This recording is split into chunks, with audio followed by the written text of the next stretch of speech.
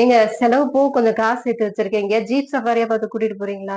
அதுக்கு என்னம்மா, கொஞ்சம் காசு இருந்தாலே போதும். காந்தலூர்ல ஒரு சூப்பரான ஜீப் சஃபாரி பண்ணலாம். காந்தலூர் போறதுக்கு உடுமலைப்பேட்டைக்கு ட்ரெயின்ல போனா போதும். காலையில 7 மணிக்கு மதுரையில இருந்து ட்ரெயின் இருக்கு. உடுமலையில இருந்து ₹50 டிக்கெட்ல நீங்க கேரளால இருக்க மறையூருக்கு போயிரலாம். மறையூர்ல பெர் ஹெட்டுக்கு ₹600 சூப்பரான ஹோம் ஸ்டே இருக்கு. மறையூர்ல இருந்து காந்தலூருக்கு ₹2500 நம்ம ஜீப் சஃபாரில போலாம். காஷ்மீர்ல மட்டும் இல்ல, இந்த காந்தலூர்லயும் ஆப்பிள்லாம் விளையும். அத நம்ம பார்க்கலாம். இரைச்சல் பரான்னு ஒரு வாட்டர் ஃபால்ஸ் இருக்கு. ரீசெண்டா இன்ஸ்டாகிராம்ல பயங்கர ட்ரெண்ட்ல இருக்கு. அந்த வாட்டர் ஃபால்ஸ்க்கு போயிட்டு நம்ம ஜாலியா குளிக்கலாம். இந்த வாட்டர் ஃபால்ஸ்க்கு பக்கத்துல போனாலே நம்ம ஃபுல்லா நனைஞ்சிருவோம். மர வீடுனா பிடிக்காதவங்க யாருமே இருக்க மாட்டாங்க. பிரம்மபுரம்னு ஒரு வியூ பாயிண்ட் இருக்கு. அங்கதான் இந்த மர வீடு இருக்கு. ஒரு மர வீட்ல ஏறி அங்க இருந்து நம்ம பாக்குற வியூ செம்மையா இருக்கும். பிரம்மபுரம் வியூ பாயிண்ட் எப்பயுமே இங்க மழைப்பொழிவு அதிகமா இருக்கும். மேகக்கூட்டங்களும் ரொம்ப ஜாஸ்தியா இருக்கும். இங்கேயே நம்ம சந்தன மரத்தையும் பார்க்கலாம். சந்தன மரத்துக்கிட்ட இருக்கிற இந்த மான்கள் கூட்டத்தையும் பார்த்து ரசிக்கலாம். அது மட்டும் இல்ல, ஜீப்லயே தரமா ஒரு ஆஃப் ரோட் எல்லாம் பண்ணி சூப்பரான ஒரு வாட்டர் ஃபால்ஸ்க்கு போக போறோம். Kanthalloor water falls. இந்த வாட்டர் ஃபால்ஸ்ல எப்பவுமே தண்ணி நிறைய வரும். சில்லுன்னு இருக்கும். குளிக்கிறதுக்கு ரொம்ப ஏத்த இடம். காந்தலூர்லயே இன்னொரு ஃபேமஸான ஒரு இடமும் இருக்கு. அதான் இந்த ஜாகுரி ஃபேக்டரி. இங்க சுத்தமான நாட்டு சக்கரை,